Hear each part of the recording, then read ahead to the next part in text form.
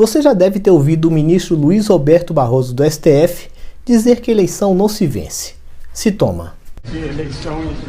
Não se ganha, se toma. Todos nós sabíamos que isso não se tratou de uma brincadeira. Era uma confissão. Mas passamos muito tempo olhando para o lado errado, preocupado com as urnas eletrônicas, imaginando que seria por aí que eles iriam tomar as eleições. Mas não. O processo de tomada das eleições tem sido um longo caminho que se iniciou ainda no começo do governo de Jair Messias Bolsonaro. Sabendo que o domínio da narrativa nas redes sociais foi o caminho para a vitória do presidente, logo em março de 2019, a oposição começou a pôr em prática o seu plano para tomar as eleições. Cada um tinha o seu papel. A mídia se encarregou de destruir a reputação do presidente sem dar espaço ao direito de resposta. O Congresso faria ofensiva política travando o governo Bolsonaro e também por meio de CPIs ridículas, como a CPI das fake news e a CPI da Covid-19. O Congresso também trataria de criar pautas-bomba, como fez com o orçamento secreto, que depois foi imputado a Jair Messias Bolsonaro para dizer que ele também era corrupto. Os institutos de pesquisa também tinham o seu papel. Próximas eleições dariam ao candidato da oposição a vantagem necessária para que ele pudesse atrair o voto útil. Mas o papel principal nesse esquema de tomada das eleições foi dedicado ao Poder Judiciário. E o primeiro passo para a tomada das eleições foi dado logo no início do governo Bolsonaro. Em março de 2019, iniciou-se o ataque jurídico aos conservadores por meio do inquérito das fake news. Esse procedimento totalmente fora da lei tinha um único intuito de perseguir e calar a voz dos apoiadores do presidente, tanto na mídia como nas redes sociais. O inquérito das fake news foi seguido por diversos outros inquéritos, todos exclusivamente contra os conservadores. Mas a atuação do braço jurídico da oposição não parou por aí.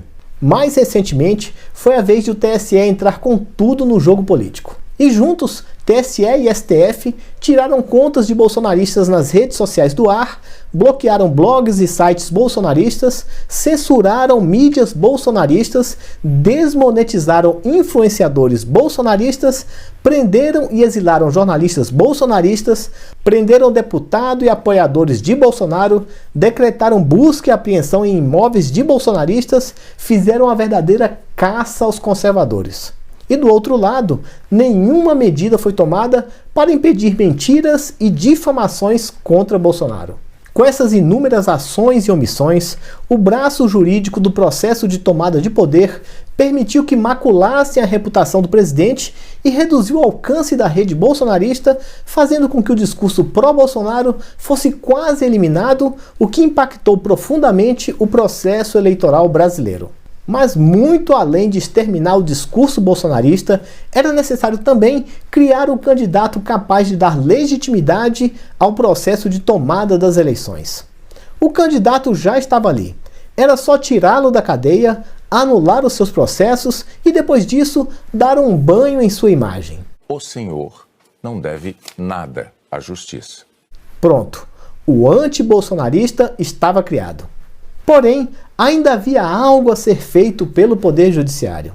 Era necessário proteger a reputação do candidato anti-bolsonarista. Para isso, o TSE deferiu mais de 40 pedidos da oposição para tirar do ar a verdade que mostrava o caráter do ex-presidiário. Mas os opositores que criaram mentiras contra Bolsonaro, como Janones e Gleisi Hoffmann, permaneceram e permanecem com as suas contas sociais intocáveis, podendo destilar o seu ódio e acusações livremente contra o presidente.